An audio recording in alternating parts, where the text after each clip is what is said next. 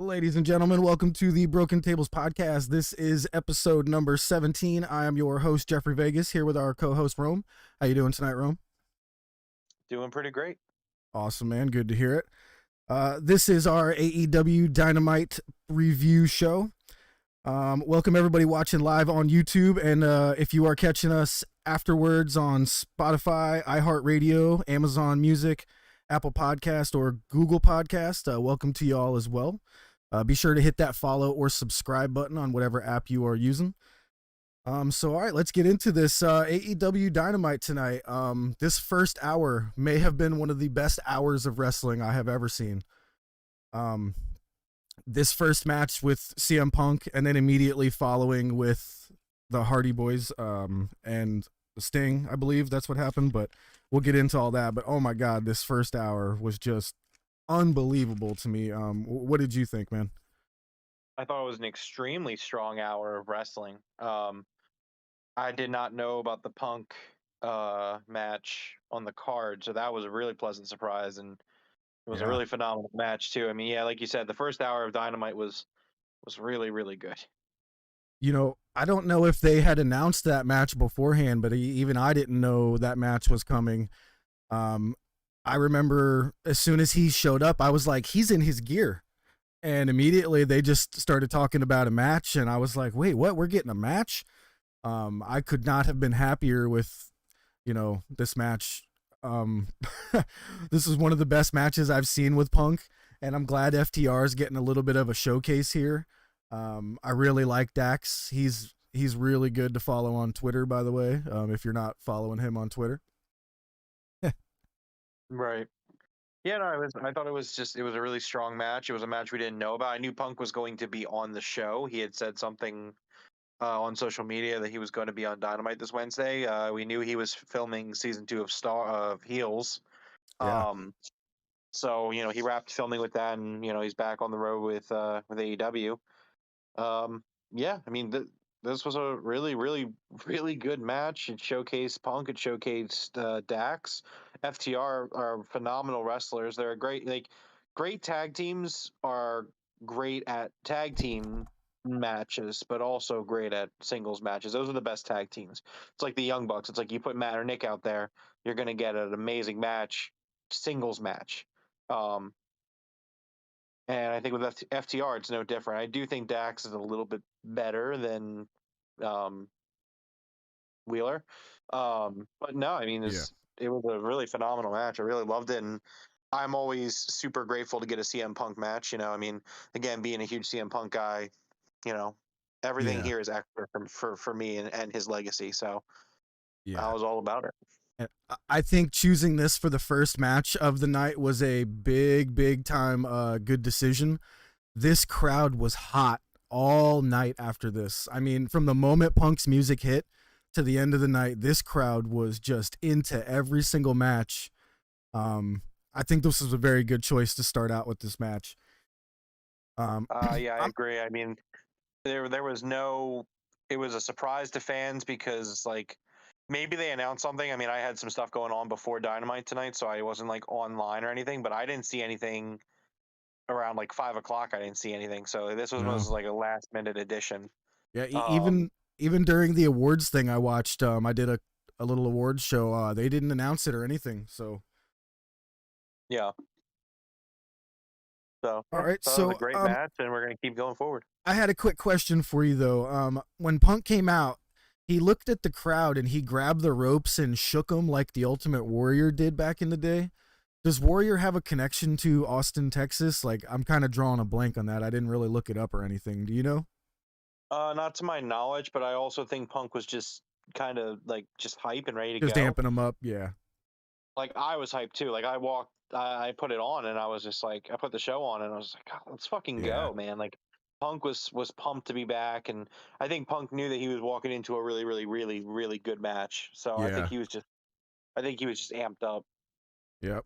So they have a really good back and forth. Crowd chants CM Punk multiple times in this match.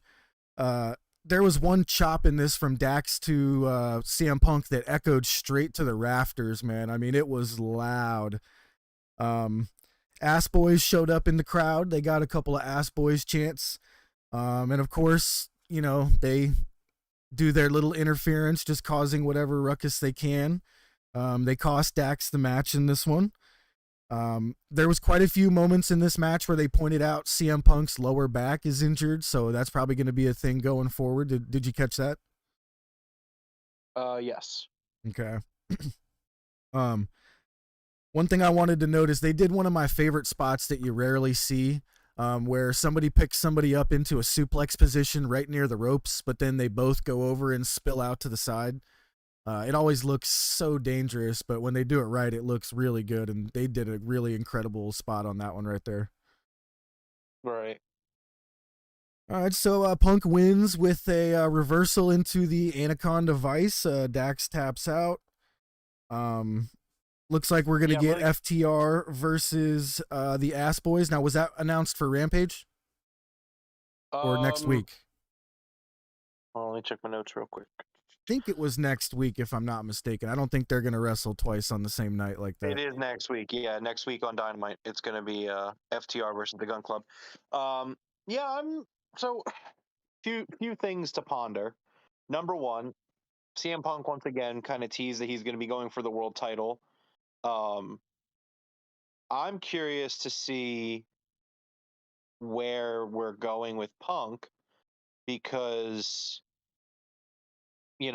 Adam Cole and Adam Page still have a program going on. Yep. So, I mean, I want to know what's next for Punk. I don't think it can be the world title. I mean, unless they do some sort of like triple threat thing. But so that's the first thing that I ponder about is, what's next for Punk. And I'm sure, he just got back. So he hasn't started his next program yet. We'll see what happens there. And then my other thought is I'm trying to figure out if FTR are baby faces or heels at this point. Yeah. Because they do a promo, which I'm sure we'll talk about in a little bit. I can't remember if it's segment 2 or 3. Unfortunately, I wasn't able to take a lot of notes today.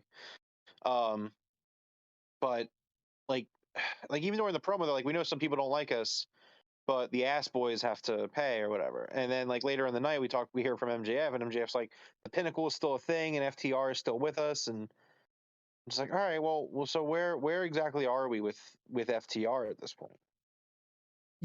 I think we're at a transitional point with them, so I think they are still part of the Pinnacle because in storyline they haven't been kicked out or they haven't left yet, so it wouldn't make sense for them to just be gone.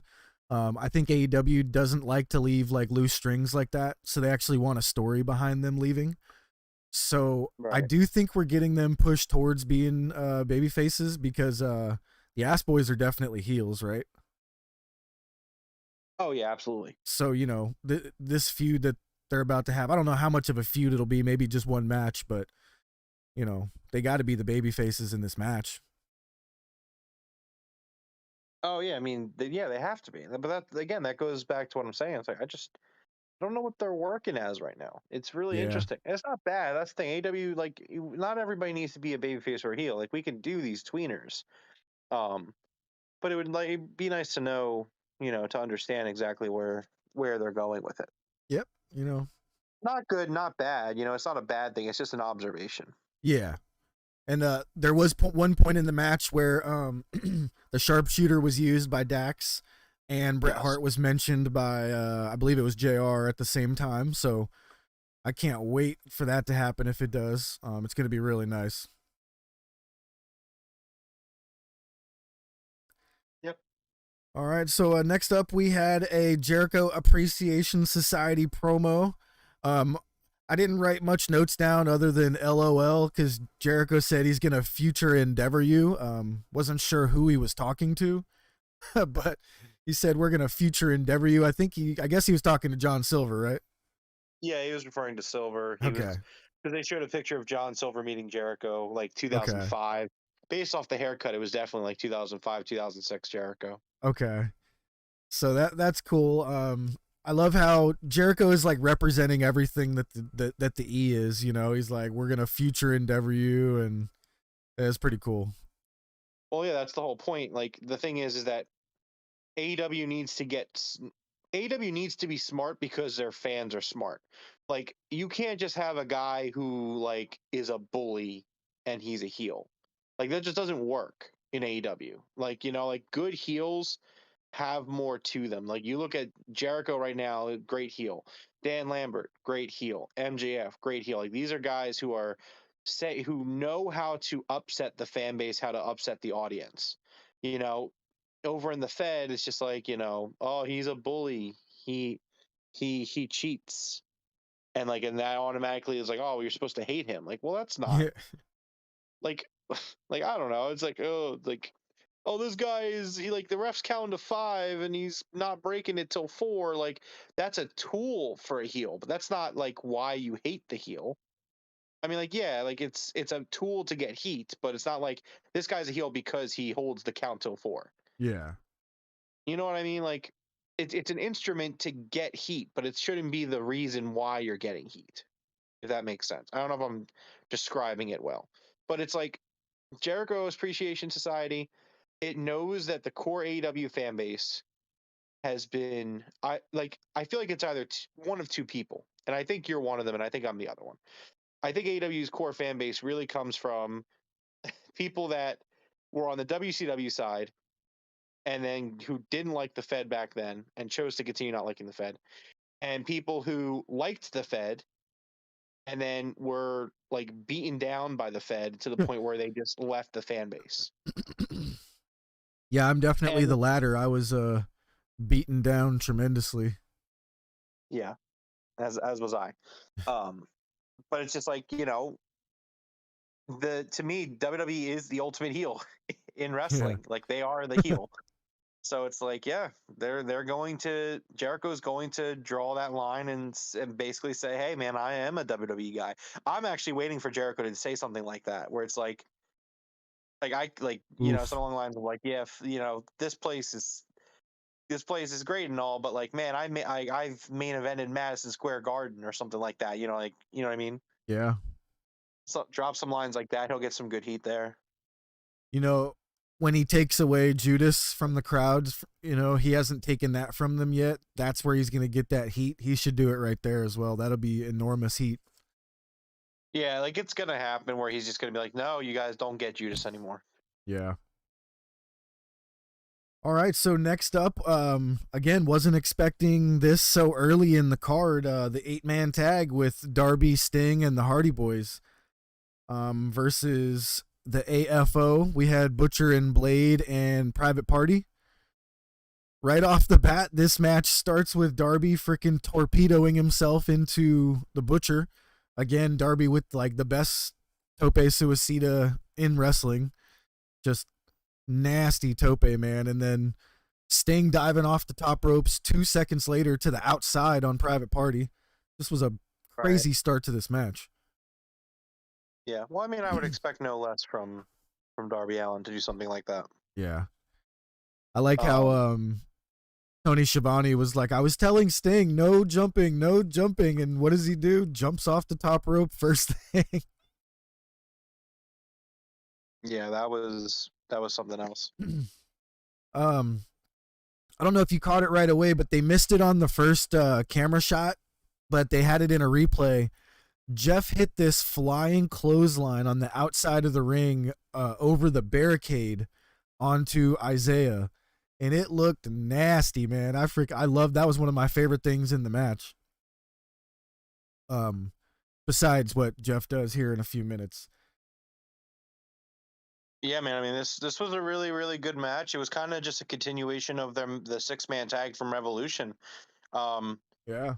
I really love these style of matches. I do love the multi-man tornado matches because you just get such good shit, pal, from it. I mean, it really is. It's awesome stuff. Like, love the spot where the Butcher is like smashing Darby into the Oh god. railing and then tossing him down the stairs, and that's like the second or third time we've seen Darby take that bump, and it's terrifying to watch him do it, but he Dude, does it anyway.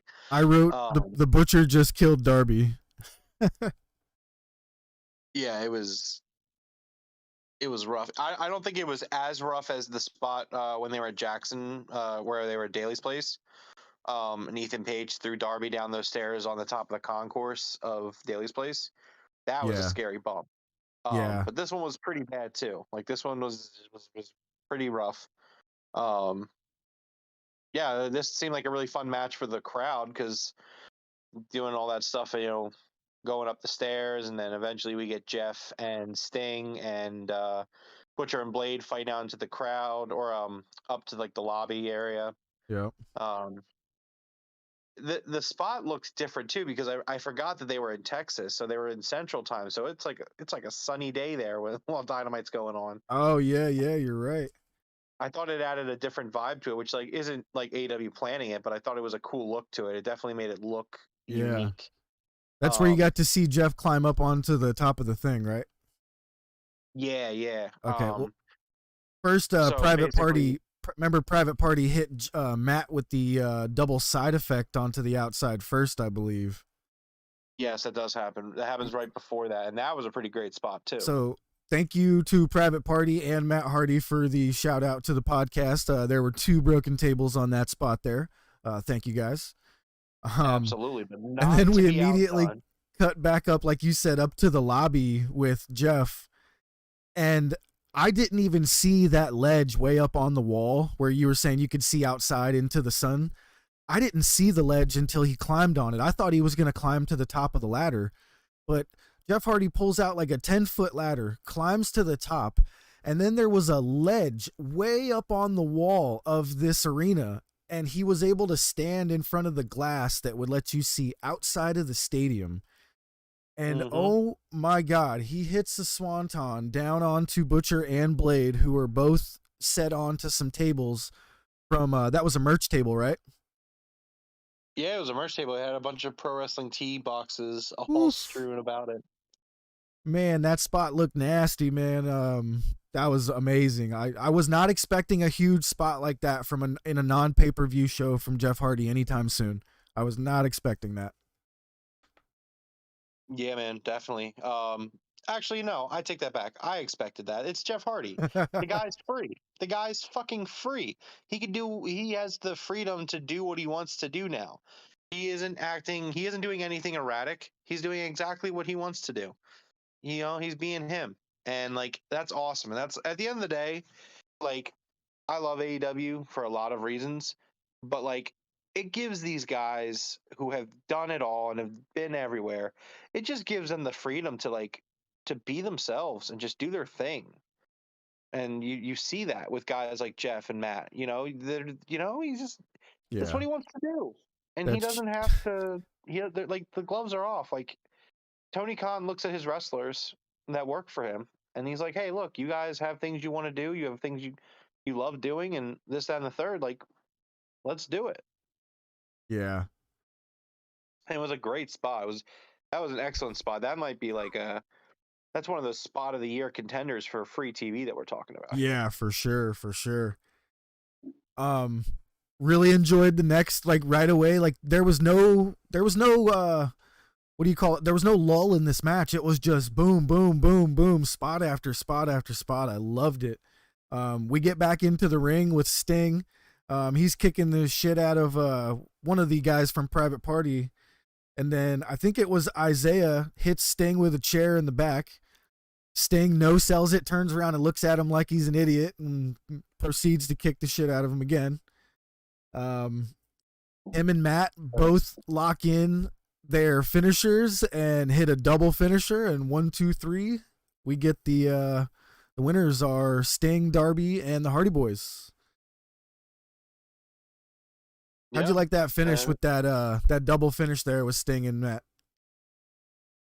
Oh, I thought it was excellent. I thought this was such a fun match, and that's why I said earlier, like I love these multi-man matches, especially of the tornado variant, because it's like, oh, there's just so much going on, and it's such a ride. It's such a ride where there's just so much going on, and yeah, it just goes. It starts at 100 and it just doesn't slow down, and it's just so much fun to watch.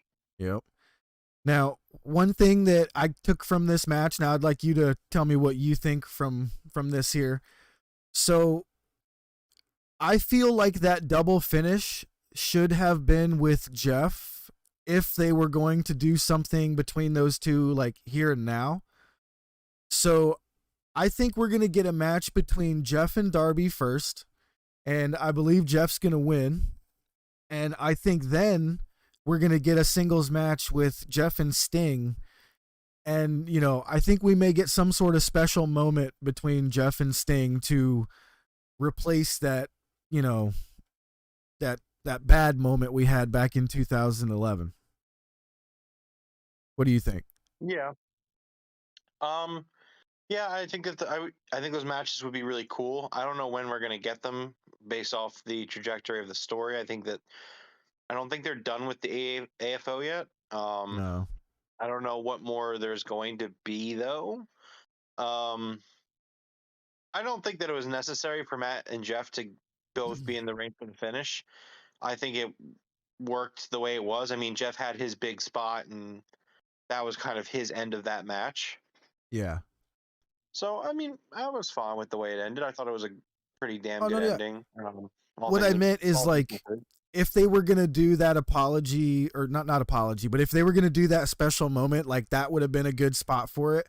But I think since they didn't, I actually think they have a plan for it in the future. You know what I mean? Possibly, but you got to remember the Hardys beat Private Party in their first match. Yeah. So you never know. Yeah. I hope we see some dissension in the AFO right now. The Butcher and Blade just don't need to be affiliated with Andrade. It doesn't make any sense. But we'll get there someday, I guess. All right, next up, FTR cut a really nice promo on the Ass Boys. You know, basically told them, all right, if you guys want the smoke, you can have it. So we're going to have that next week. Yeah, I think this is a nice little promo. Gets the job done. Again, it kind of implies FTR working as baby faces while still being heels. Yeah. So, I mean, that tweener thing is interesting. It can really lead to some interesting storylines. We'll see what happens. Yep. All right. So next up, we had the Danielson and Mox versus the Varsity Blondes. I guess I can actually start calling them by their new name now, the Blackpool Combat Club. I love it. I absolutely love the name of that. We'll get to that part here, you know, where Mox reveals the name in a minute. But this pretty much went the way I thought it would. Mox and Danielson just kind of traded off, beating the living crap out of the Varsity Blondes. Julia just sat there on the stairs and didn't even look at the match once. She just stared off into the crowd like she was bored and in a whole nother universe. That's something she started doing after Dark on yesterday, or it was either Elevation on Monday or Dark on Tuesday. I watched both shows. I just don't remember which one it happened on. I think it happened on Dark.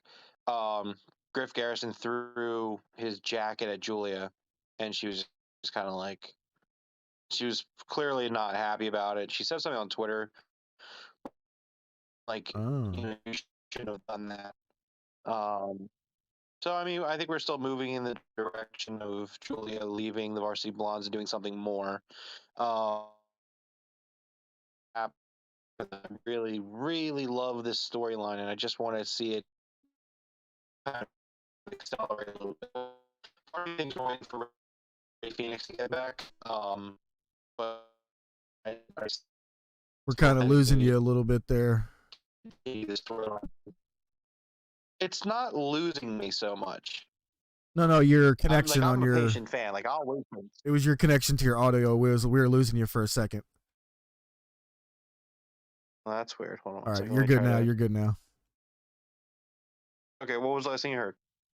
We were able to hear it. It was just kind of like robotic, jumbled up. So you're good. Oh, okay. Yeah, I think that there needs to be some acceleration on this storyline, though. I really want it to happen. I think Julia Hart's been killing this new role. Her new attitude, the new look. You know, just her mannerism is like completely. Like, I'm digging it. I'm so into it. I just want to see the next stage of the storyline happen. Yeah, I agree. I want to see that eye patch come off. You know, I want to see her have that same color eye as Aleister Black, and continue that storyline. It's kind of just sitting there waiting to happen. Yeah, again, like I don't know if it came across completely clearly what I said, but I think they're waiting for Ray Phoenix to come back and Oh, okay, like okay. that's just what I think. Like I don't see why they would wait. I mean, the only reason Tony Khan ever waits on a storyline is like when like Eddie Kingston got hurt with the Jericho thing. Like that probably would have happened sooner too. It's just Yeah. I understand like wanting to stick with your plan, but maybe try to call an audible where we do something a little bit different where we still get to the same end like bullet points. Yeah. Which I just feel like that's the thing because like right now we have Penta's not doing anything, House of Black isn't doing anything. Like it just that's what I feel like. I feel like that Ray Phoenix got hurt, and that just put a big pause on everything Yeah, you're right. because it's been such a slow build and such a slow burn. Yeah, I do agree. So Mox wound up cutting a really nice promo talking about how Regal's opinion was the only opinion that he cared about. He said anybody that thinks that they can stand in the ring with them to bring it, anyone who thinks that they can stand in there next to them to bring it as well and show them. I was hoping Julia was going to stand up here and kind of, like you were saying, move this storyline along, if we were waiting for something like that. But it's fine. It doesn't really make any sense for her to join those two at the moment, but it would have been something. Mox calls them the Blackpool Combat Club. I really like this name for them. What did you think of their new name? I know he said it. Is that like a official name? I haven't seen any. Yeah, I haven't seen anything official. I just assumed that because it was very, that's a very specific name. Yeah, possibly. I mean, I think it's a cool name. I like the interaction between Mox and Danielson today, where it was just very a lot more open and they felt more like a team. Yeah. But like this was the match where for me it was like, okay, yeah, these guys are a team. Like it's not just two guys doing tag team matches. Like this match was like, all right, yeah, no, they're a unit. They're a force. Yeah. And I thought it was great. I thought it was a great match. The Varsity Blondes are both very talented as well. Everyone did their part here. Regal did great on commentary. Julia did her thing to keep that storyline going. It was multi-level storytelling, and it was pretty damn good. Yep. Totally agree. All right. So next up, we had the MJF promo. He comes out to speak on, his future. You want to go ahead and take this one away? Yeah, you said the MJF promo, right? Yeah. Yeah. So MJF comes out. He's talking about Wardlow and about CMPunk and how he had Punk beat. Thought it was a great promo once again from MJF. That line about the Jesus line was Oof. ooh, yeah, that's some heat right Oof. there. That's some I don't know, man. If I'm Warner Media, I mean, like I love it, and I'm not saying don't do it, but if I'm Warner Media, I'm like, oof, that's a little rough. I mean, the crowd was chanting Jesus at him, so he was just responding back to him. But yeah, I thought the same thing. I was like, oh, ouch. Yeah, which again, this isn't me saying it's too much or like anything like that. I'm just saying like if I'm a Warner Media guy and I really care, like I'm just like, oh boy, that's I feel like Tony Khan's getting a text message at least like, hey, I'm not saying don't do it again, but like, oof, just be aware that that's an oof. Yeah, for sure. Again, I didn't have a problem with it, but I just feel like someone out there right now is just like, Oh yeah, there's at offended. least one board member or somebody was like squirming in their chair or something. Yeah, and then they were like, yeah, but it's MJF. So what else are you gonna do about it? Yep. So I don't know if you saw right when MJF came out, he took his gum out of his mouth and threw it at a fan and hit dude right in the face, and the dude like freaked out. It was great. Yeah. So I mean, yeah, it was a good promo. We get basically he says he's not going to release Wardlow from his contract, and he's talking shit on Wardlow. Wardlow comes out, and then Wardlow gets basically detained by the security. MJF points out that Wardlow does not work for AEW. He works for MJF, and MJF is going to be sending him home, and he will pay him, but he will not let him be anywhere near AEW. So everyone will forget about him. Yep. And I will say that this has definitely gone in a direction that you kind of semi predicted, because this is something that WWE does to people. Yep. This is Yep. something that WWE is currently doing to Mustafa Ali. Um, and again, this is what I'm talking about when I say like this is some real heel shit. Like if they wanted to go a more generic route, they probably could be like, well, Wardlow, you're going to be here every week and you're going to get put in these brutal matches so the fans still get to see you. But no, instead, MJF's like, you want to be here. You want to be in AEW making your legacy. I'm not going to let you do that. You're still going to get paid, but you're going to be a nobody in the process. Yep. Um, I thought it was excellent. I can't wait to see where we go from here. I wonder how long the burn is going to be on this one, because this is something that they could really sit on it as long as they wanted to, I think. And it'll be something that the fans keep going on their own, on their own effort here. Yeah. But I don't know how long they could drag it out though, because Wardlow is really hot right now, and I don't know if you would want to pour some water on that, you know? Yeah, but I think the fans understand that, and the fans are going to make it even more like, just imagine week in, week out, every time you see MJF, just Wardlow chants. Yeah. Just keep it going. Like, I understand what you're saying. I think that I don't know how long it's going to go on, but I could see it going on for a little while and just like let that build up and build up and build up until like something happens where MJF like lets Wardlow go, and like maybe Wardlow does some like maybe Wardlow's not there every week, but maybe like one random ass episode like Wardlow's at a front row seat with a ticket and he doesn't do anything, because he Yeah. can't, but he's just there. And MJF is like reacting to him just existing. And You know what I mean? causes Like, him to lose. Yeah, that'd be good. yeah, something like that, where like we could just go in that direction. Like, and just again, let the buildup be there. Just take your time. Let's be patient, and we'll see what happens. Yeah, that's good. I like that idea.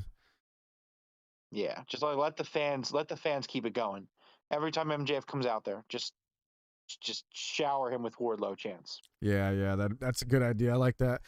I think we could do for like 4 weeks, keep him away for about a month, and then when he does show back up, I think he would get a pretty big pop. Just don't push it too far is all I'm worried about. I don't think they would. I mean, like, let's look at it realistically. I mean, the next pay per view is Double or Nothing in Vegas. Yep. It's the last week of May. We're about 9 weeks out. Oh, dude. So 9 or 10. It's something, I don't have a calendar in front of me, but like you have all of April, all of May, and then like next week. So yeah, like 9 or 10 ish dynamites. So I mean, you'd have to assume that like like let's say they keep them all for 4 of them. That leaves you 5 weeks to do a build up for a pay per view match. That's where I would assume we see MJF and Wardlow at Double or Nothing. Yeah. Well, imagine a scenario where Wardlow shows up and he's like, "I didn't tell you you could show up," and he's like, "You forgot to look at the date of the ending of the contract." He's like, "My contract was up last week," or something like that, because of how like Adam Cole's contract expired and the WWE missed it. They didn't think, they didn't catch it. They could go something like that, because it seems like they're referencing a lot of the blunders that the WWE has had, kind of in their own kayfabe way. Well, it's because again they respect their audience. Like Yeah. we know about that stuff, so like it's relevant to us. Yep. But yeah, no, I thought this was an excellent promo. The promo ends with MJF saying, that the Pinnacle is still going strong, and we're gonna see them next week with FTR. Which again is gonna be really weird. Like if MJF and Spears come out with FTR, it's gonna be like babyface team working against heels with heel managers for the babyface team. It's Yeah. gonna be a really weird dynamic, but let's see what happens. Yeah. I'm just, with the Owen Hart Cup coming, and I'm just really excited to hopefully get Bret Hart here with FTR if it's going to happen. I'm just really want that to happen. Yeah, we'll see. All right. So next up, we had the Adam Cole versus Jay Lethal match. Excuse me. Lethal finally on Dynamite. I do believe this was Lethal's first time on Dynamite. Right away, this crowd, again, super hot for this match. We had huge Let's Go Lethal Adam Cole chants the whole match. I think there was 3 separate times, maybe 4, that the crowd chanted this, like completely separate chants. It was absolutely amazing. The crowd made this a good match as well. Cole wins this match with a low blow in the middle of Lethal going for lethal injection. So as he bounces off the ropes and he's coming back up in the air, he catches him with a uppercut straight to the groin. And it looked absolutely hilarious. I was laughing for like 3 minutes after this. But Cole takes the win and cuts a huge promo on Hangman. Calls him a coward if he doesn't come out there and face the 3 of them by himself. Hangman comes out anyway. Was not scared even a little bit. And Hangman whips out his belt and slaps Adam Cole straight in the face with it. Did you catch that part? Yes. Huh. I don't know if he actually caught him with it, but it looked nasty. Like Cole rolled out of the ring immediately. I was like, oh man, that had to hurt. Oh yeah, definitely. So there wasn't too much for that. Basically, they just kind of, screamed and yelled at each other from inside the ring and out. We had Jurassic Express come running down to save the day. No Dark Order, incidentally. So, that's a little bit more to the Adam Page and the Dark Order kind of splitting ways a little bit here, I believe.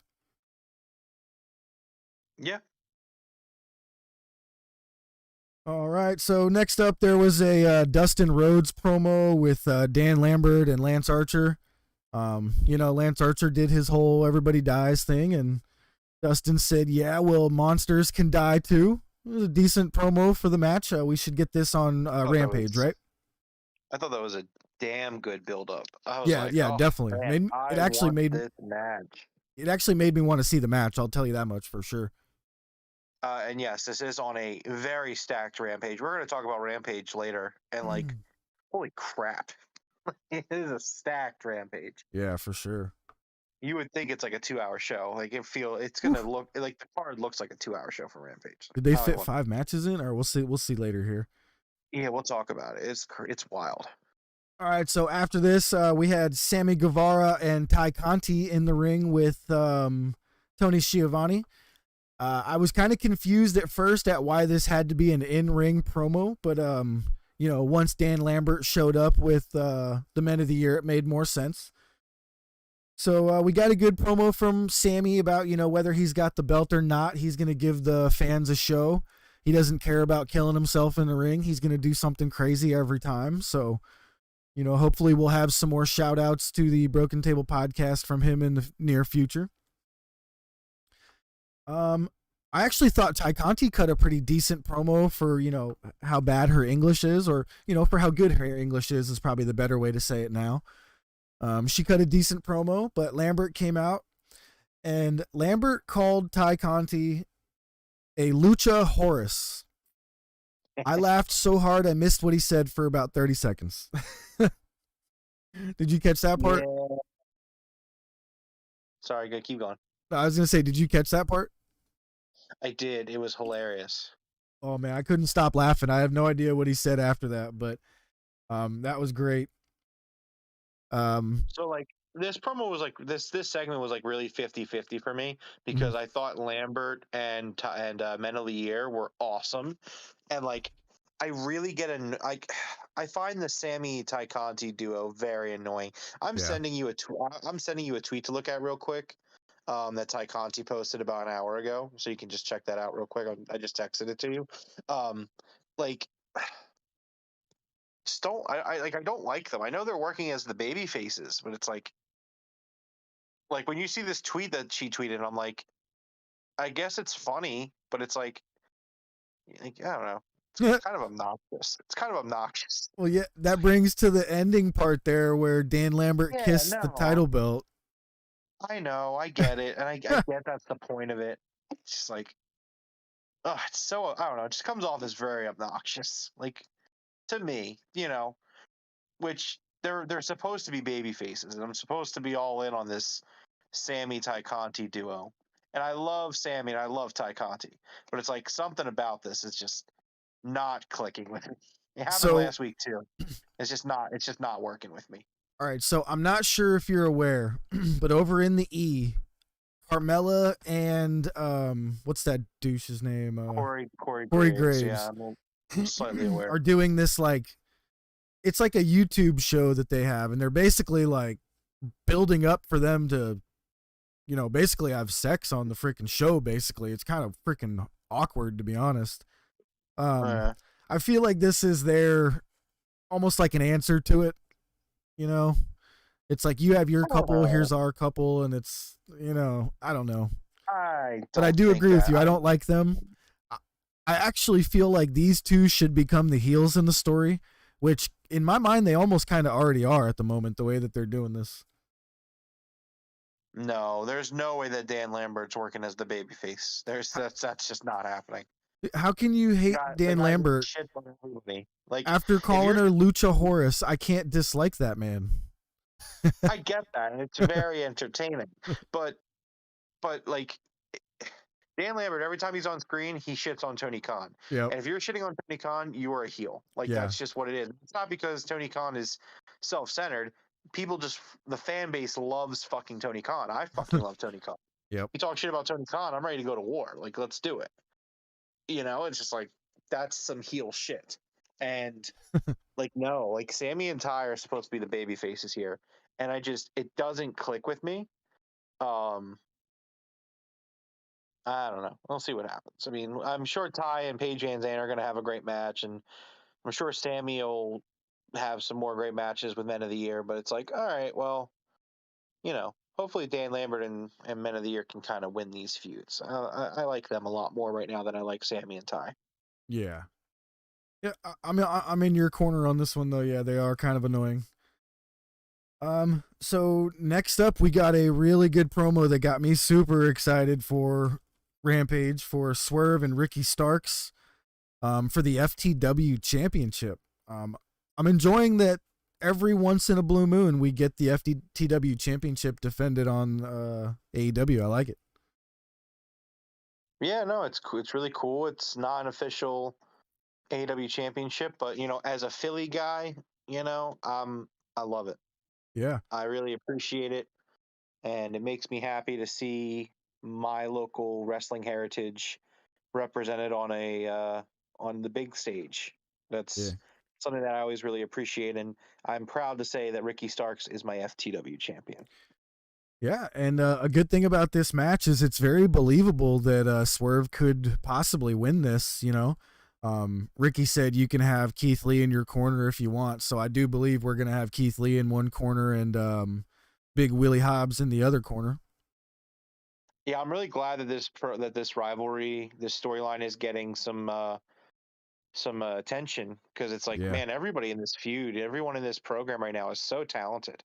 Yeah, they're so good. Swerve is great, which that, like, for me, Swerve and Keith Lee, like, I'm someone who was not exposed too much to those two guys, so like seeing them like the last few weeks, it's been fantastic. And then like I already know that Ricky Starks is like amazing. Will Hobbs is awesome, and just I'm really digging this program they got going on right now. Nice. And just in case for anyone who doesn't know, Swerve and Keith Lee have been a tag team in the distant past before, so it does make a little bit of sense for them to team up here. You know what I mean?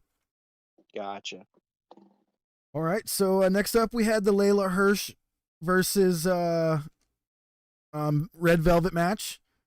I have to admit I wasn't expecting much out of the match, but there were no botches from either of them that I could pick out. They both had just a decent ladies match. I was surprised. I'm not going to, advise anybody to go back and watch it if they skipped it or anything, but it was definitely a decent match. It served its purpose to get to the point at the end here where Layla cheated. She fooled Bryce Remsburg with, trying to use a weapon right in front of his face. And while he was disposing of that weapon, she pulled out another weapon and blasted Red Velvet with it. Of course, she locks in a submission move after the bell to get Statlander to come out. But Statlander got the upper hand and threw her out of the ring, and we are going to continue that storyline of Layla and Statlander. Right. Yeah. No, I thought this was a solid match, like you said. I mean, there was nothing wrong with it. It wasn't. It was good. It was Yeah, fine. it served its purpose. It got us to the ending there, and I do have to give one thing I wrote down here. I got to give props to Red Velvet. She has botched that backflip, moonsault or whatever you want to call it, so many times. And right when I saw her lining up for it in this match, I was like, oh no, she's doing it again. But she nailed it perfectly. She nailed it absolutely perfect in this match. So I actually clapped for her, kind of sarcastically, like if I was in the crowd. But I don't think the crowd did like I did. Yeah. All right, so after this one, we got a really good promo from Jade Cargill, just talking about her celebration she's going to have for winning number 30. I think more and more we are going to get somebody big time coming in for this number 30 match, because they're kind of showing Jade Cargill as if she's already won the match. She's already planning her celebration, and she's almost looking past whoever it is. So I think we're going to have a really believable match of her possibly losing to somebody, maybe Athena, maybe Toni Storm. I think Toni Storm's 90 days up this week sometime. It could be already or possibly by the end of the week. Yeah, definitely. I don't know. We'll see what happens. I'm still leaning more towards it being Athena, but Yeah, me too. we'll see. Yeah. All right, we had a nice promo for Hook on Rampage. Hook's gonna receive an award of some sort, or a graduation ceremony from QT Marshall. We'll get to that part later, I guess. Next up was Thunder Rosa coming out for her. I guess she was gonna talk to Tony Schiavone about her win and her new championship reign, but Vicky Guerrero interrupted her immediately with her "Excuse me." I can't even do it. It's so horrible. Yeah. The wife actually had fallen asleep over here, and Vicky woke her up immediately. Yeah, I did not like this promo. No, yeah, I didn't want her to interrupt so quick. We didn't get any words from Thunder.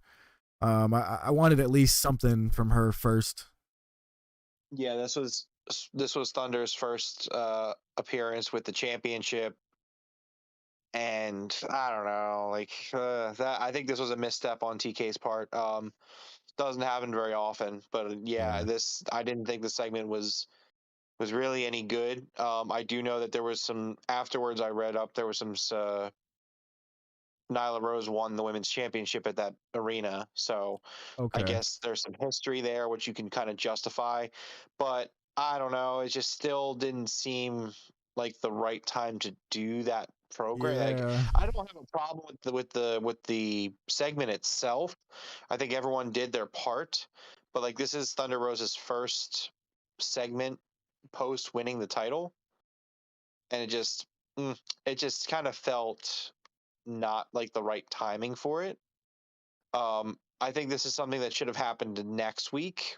I think like let Thunder Rosa come out, do a promo, say that like she's the champion and she's gonna carry it with pride. You know what I mean? Like something like that, Yeah. or maybe or like let her at least start talking like you said, and then like let Vicky come out after that, or let Nyla come out and say like I won my first world women's championship here, and you Yeah. know And I'm just letting you know that you better watch your back or something like that. And that would have been a great lead in to do this next week.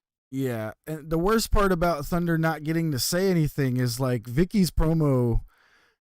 I don't want to say it was offensive because Vicky's Latina herself, but she essentially told her to go back to Mexico because she had a green card.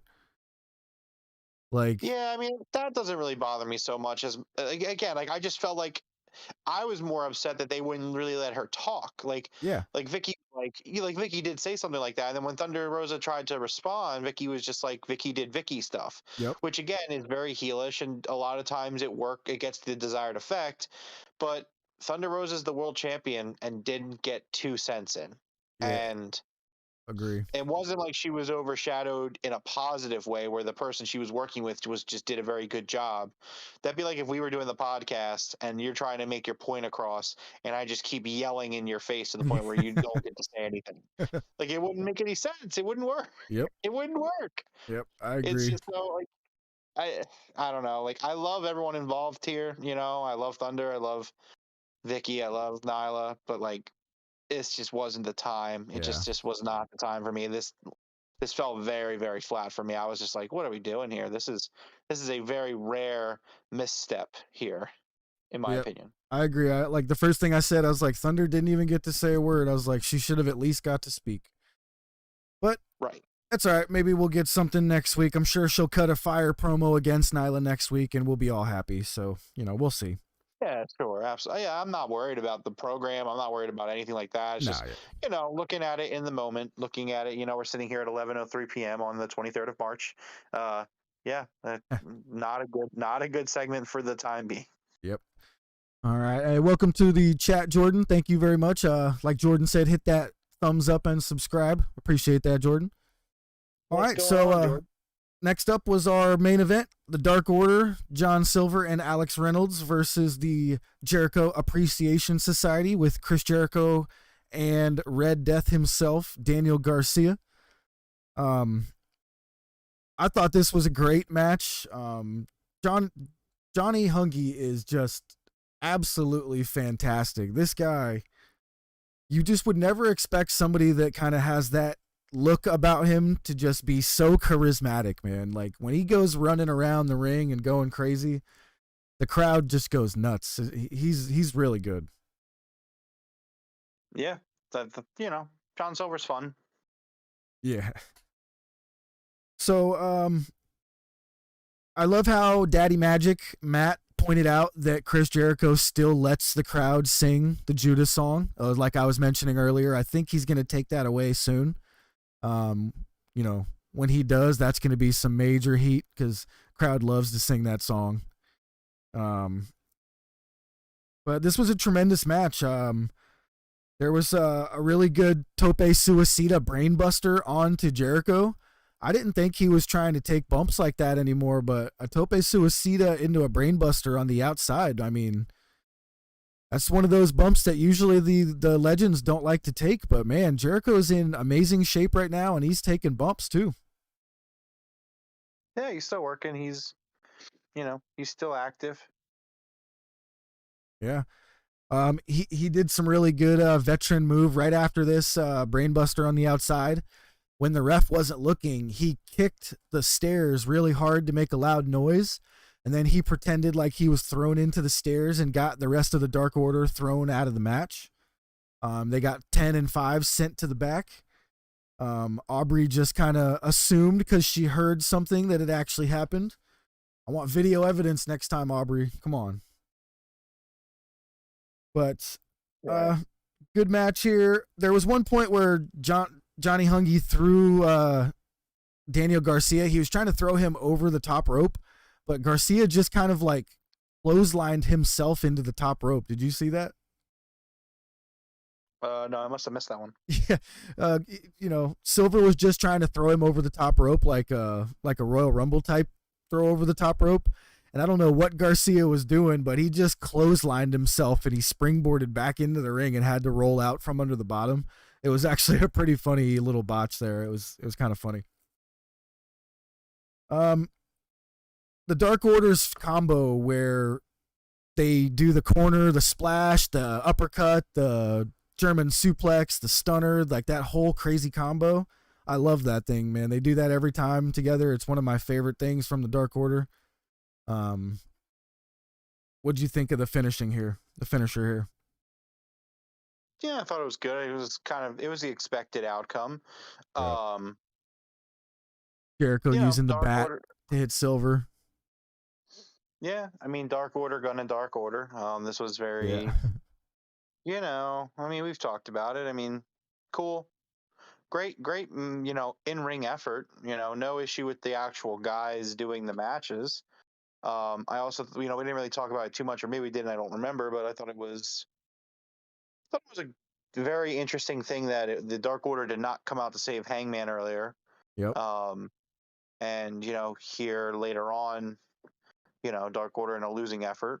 Hopefully, we see something come of it.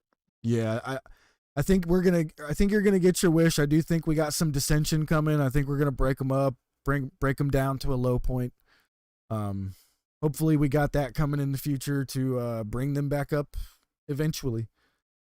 Yeah, well, there was it was a 50-50 promo on BTE where I love Stu Grayson's part. Yeah. And Uno's part. I that thought felt that like a was shoot. awesome. It really did. Stu Grayson saying, this shit is ridiculous. I'm just in catering every week now. And it's true. Where have Grayson and Uno been? They haven't been on Dynamite or Rampage or even Dark and Elevation. It's been all about Silver and Reynolds. They've been the focal point. They're the number one ranked tag team right now in AEW, and I feel like there's a reason for that in terms of the storyline. But then that BT promo kind of ends with them all kind of making up.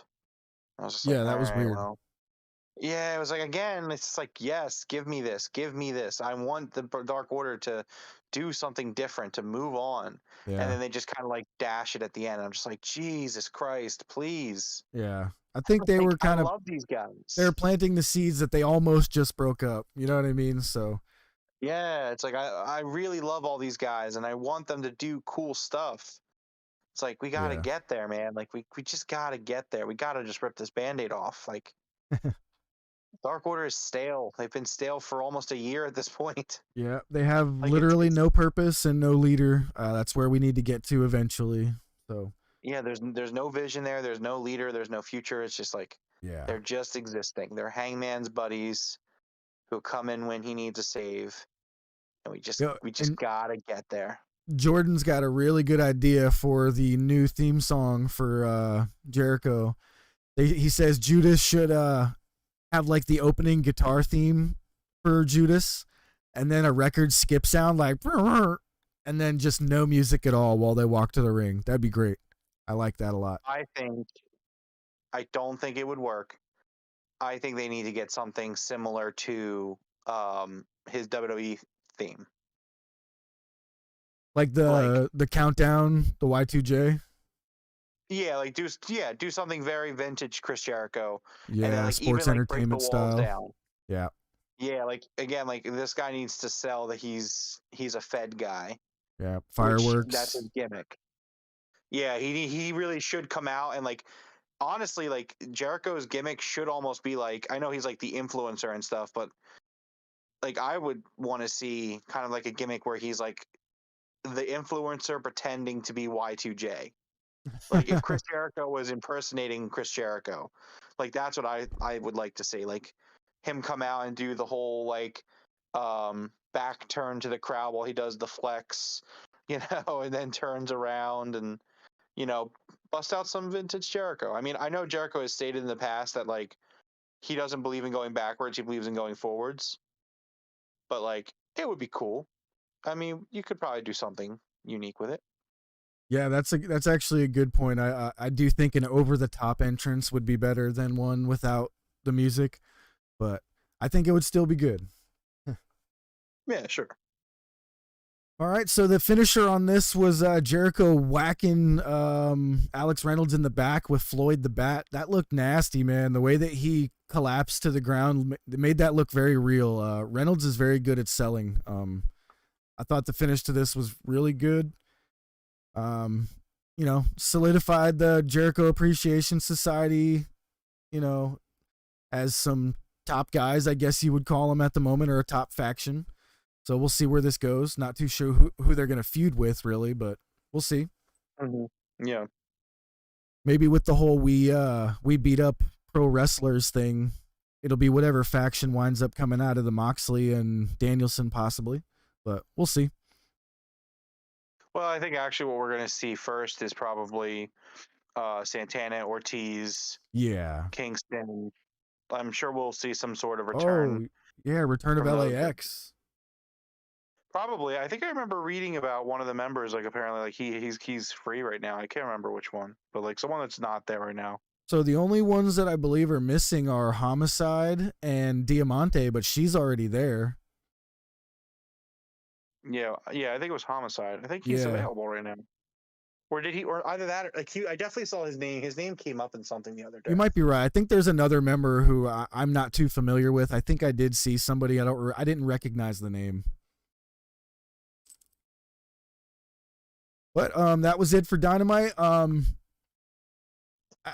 my God, man. The first hour of this Dynamite, I just can't say enough how fantastic this first hour was. By 9 o'clock, my heart was just pounding. It was great. This is easily another 5 out of 5 Dynamite for me. I don't usually give those, but wow, those first 2 matches were a couple of the best matches I've seen in a long time.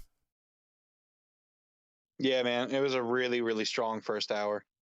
Yeah. All right. So what do we got for Rampage on Friday? Run us through what we got going down. All right. So we have a really, really good Rampage on our hands here. Really strong. First up, we have Dustin Rhodes versus Lance Archer. That's going to be a banger. It really is. And I think it could go either way, honestly. Yeah. Yeah, I would expect this one to be pretty damn good. Yeah, I see this being a good match. I don't really see Dustin winning too many more matches into the future here. I think he just knows, he's a trainer. He's going to make guys look good, but I don't see any reason for him to win, This is his hometown, though. I don't know. Oh, you're right.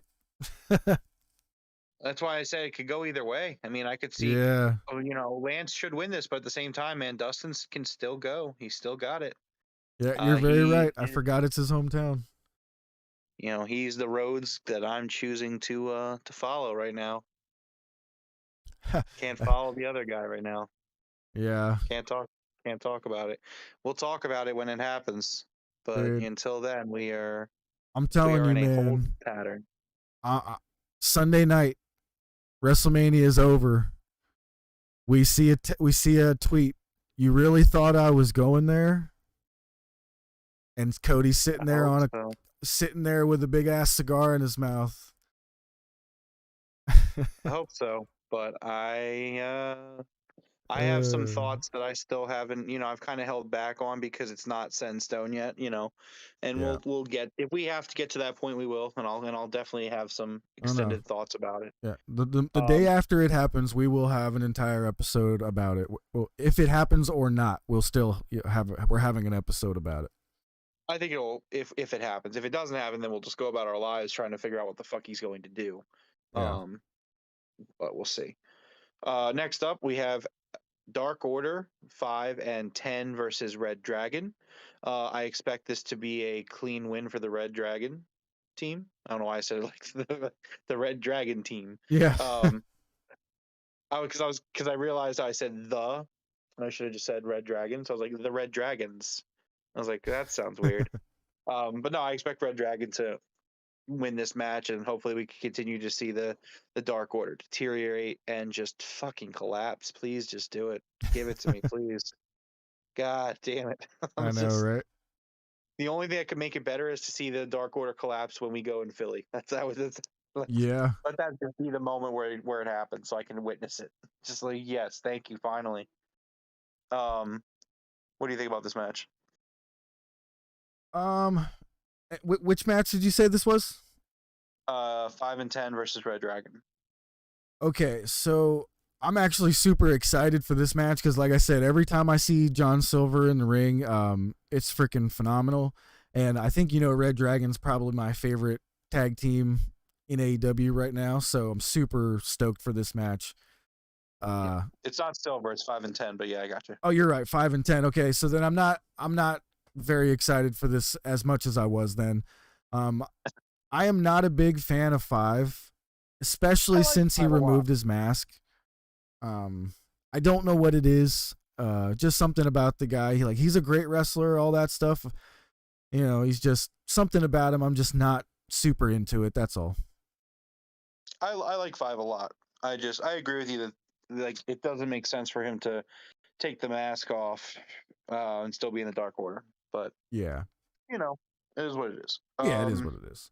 And real quick, We have, Jordan, you are welcome. Congratulations on your wrench there for our first mod in the chat. I have made Jordan a mod. oh, look at that. Congrats right. to him. We have Nyla Rose scheduled to be in action. Wonder if this Does will be a not say squash who. match against somebody. Does it say who she's facing? No. So yeah, Okay. probably will be a squash match. And considering that there are 3 other matches on the card for Rampage that I think are worth going over 10 minutes for, I would not expect this to be very long. No, yeah, this will be a quick wham bam. We will. Thank you, ma'am. Yeah. So yeah. We have QT Marshall Certificate of Accomplishment to Hook There we segment. This will be a fun little promo. I think this will be fun. Yeah, Love I Hook. wonder if this is going to be serious on QT's part or if this is an obvious setup, but it'd be cool if it was just like an actual serious thing. I think this is a setup. Yeah. And I think it's going to lead to Hook versus Anthony Ogogo. Oh, wow. I think that'll be a pretty damn good, cool little match to see. But yeah. And then finally, we have FTW Championship Ricky Starks versus Swerve Strickland. And again, I think there are 3 matches on this card for Rampage that all should be pretty good, that all should go 10 plus minutes, and this is definitely one of them. Yo, real quick, Jordan excited. just said together 5 and 10 only average like 7.5. I don't know why that was so funny. Oh, Jordan, you're my man. Love you. Dark Order's gotta get knocked down a few pegs. Yeah. They gotta go. Like, I know it's not the popular thing, the Dark Order fans, they really love these guys, and I get it, man. I love these guys too. But like, we gotta do something. Yeah. We gotta do something. Yeah, that was funny. But the wheels are spinning and the hamster is dead. Yeah. Okay, like we gotta do something. But I'm super excited for Swerve versus Ricky Starks. That's what you said. The next one was, right? Yep, Swerve versus Starks. For the FTW Championship. Let's do it. I can't wait. Yep, and then so we have 2 matches announced for Dynamite next week. The first one being Darby Allin versus Andrade El Idolo. So we're gonna finally get this match. Okay. So there's a continuation of that storyline, which is great to see. So we didn't get that match already? No. I feel like we had already had it, but no, it was just him calling him a kid, saying, "I want to talk to your boss, Sting." Yes, he was talking to the kid. To the kid. I could Yeah, have swore they had a match. I would have bet you money they already did, but yeah, you're right. They so didn't. what you're thinking about is they had Sammy against Darby for the title, and Andrade got involved. And then the next week it was Andrade versus Sammy, and Darby got involved. And then the next week they had the triple threat match between Sammy, Darby, and Andrade. Huh. Okay. Where Sammy won. Yes, that is what happened. My mind's playing tricks on me. But yeah, well, it's just a continuation of the storyline where a lot of these guys have been involved with each other, so it's understandable. But it's still fresh. Don't worry. TK doesn't just do rematches like that. Yeah, exactly. And when he does, there's purpose to it. Yep. And then the other thing we have announced for Dynamite is FTR versus the Gun Club. Whew. Those kids are gonna get taken to school, huh? They really are. It's gonna be interesting. I don't know if this match goes very long there. I don't know. It shouldn't. It probably will, but I'll be surprised. It shouldn't. If you're trying to push FTR towards being one of the best tag teams in the world against the Bucks soon, you need to solidify them as top guys, top guys out. So they need to go in there and spank the ass boys, take them to school. A nice, I say give it 5 minutes, you know what I mean? Tops. And I think they should be in and out of there. Well, believe it or not, I think this match is probably going to be there to make them look good because keep in mind, this is happening on Wednesday night. 2 nights later, they're going to be facing the Briscoes. So, yeah. Which is next week.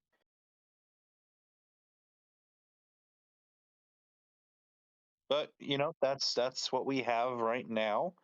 All in all, great week of wrestling this week that we're currently in, and next week's gonna be great too.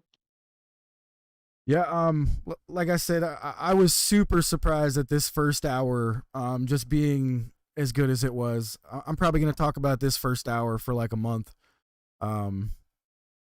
Anybody that has not gone back to watch this, if you DVR'd it or anything like that, you've got to see the first hour, the first two matches.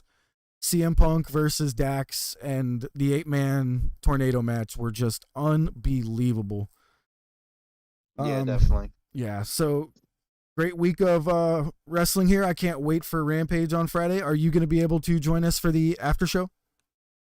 Yes, I will be available for the post Rampage show. Perfect. Also the weekly wrap up. Awesome. Got some stuff in the works where hopefully I will be available for all of them moving forward. Awesome. And Rampage is normal time slot, right? Yes. 10 It is p.m. the normal time slot of 10 p.m. All right. Perfect.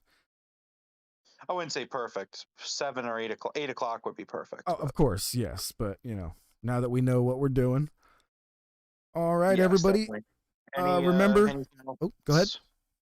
Any final thoughts on the show or on the week? I just can't wait for Rampage now. Swerve's one of my favorites, so I'm trying to stay away from any spoilers. So if anybody knows what happens, please don't at me on the Twitter. But we got two matches that I absolutely can't wait to see. So Swerve match and the what was the other one? Damn, now I'm drawing a blank.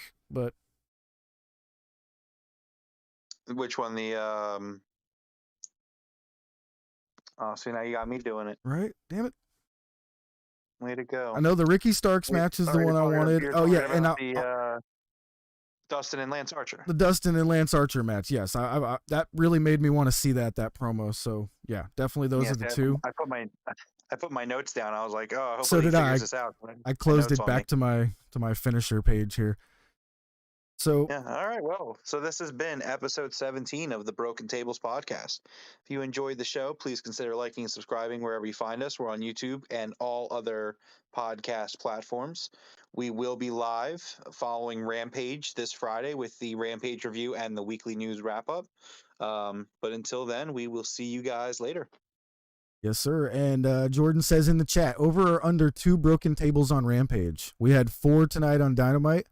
I'm going to go with an under 2 because of the 4 tonight on Dynamite. I'm going to go over because of the Lance Archer Dustin Rhodes match. Oh, all right. We'll see. All right, everybody. Have a good night. Peace.